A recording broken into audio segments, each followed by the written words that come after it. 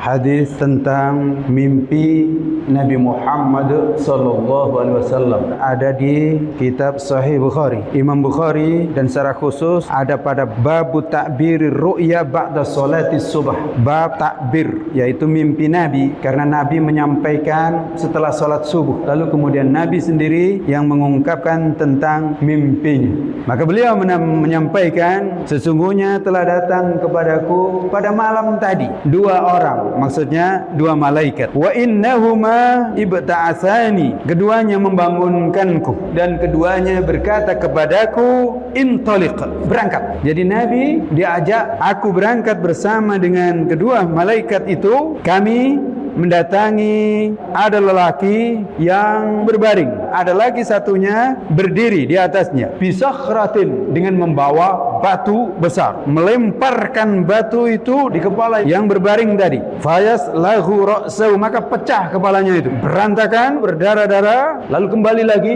lalu dibuat begitu lagi sebagaimana sebelumnya, lalu diulangi lagi, begitu seterusnya. Aku bertanya kepada kedua malaikat itu, subhanallah, ma hadan, apa laki-laki dua ini? Qala li, dua malaikat itu berkata kepadaku, intalik, berangkat, tinggalkan. Jadi tidak dijawab oleh malaikat itu, tapi Nabi diajak berangkat.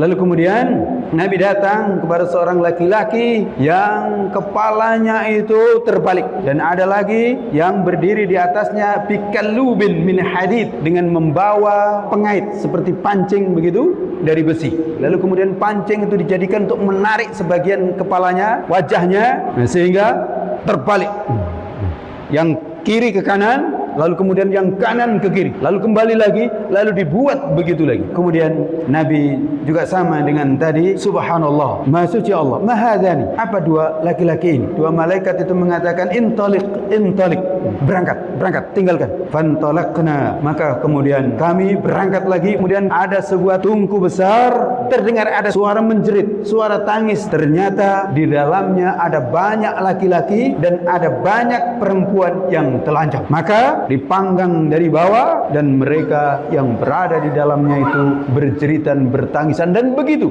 seterus. Subhanallah, maha suci Allah, apa ini? Tapi kemudian diajak juga oleh malaikat itu, ayo pergi, tinggalkan.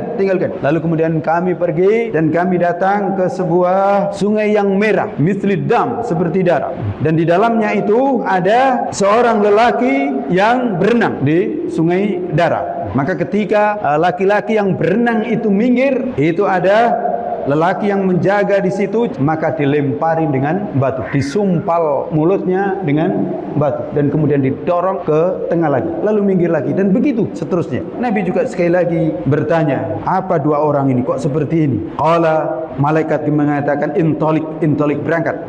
Fantalaqna, maka kemudian kami berangkat. Lalu kemudian kami mendatangi ada seseorang yang sangat buruk tampangnya, sangat menyeramkan, dan sekitarnya itu dia menyalakan api, membawa api. Aku berkata kepada malaikat, apa ini? Siapa dia? Qala li, dua malaikat itu mengatakan, intalik. Lalu kemudian kami berangkat dan kami kemudian datang ke suatu taman yang sangat rimbun, indah, seperti di musim semi. Dan ternyata di tengah-tengah taman itu ada seorang lelaki yang tawilun, yang tinggi. Aku hampir saja tidak bisa melihat kepalanya karena tinggi dia, sama hampir menyentuh langit. Dan ternyata di sekitar lelaki ini min aksari wildan, sangat banyak sekali anak-anak di sekitarnya. Ra'aituhum qat, yang tidak pernah aku lihat, bersenang-senang di situ. Nah, aku bertanya kepada malaikat, ma haula, siapa mereka ini? Kan qala li, malaikat itu mengatakan, intalik, pergi, tinggalkan.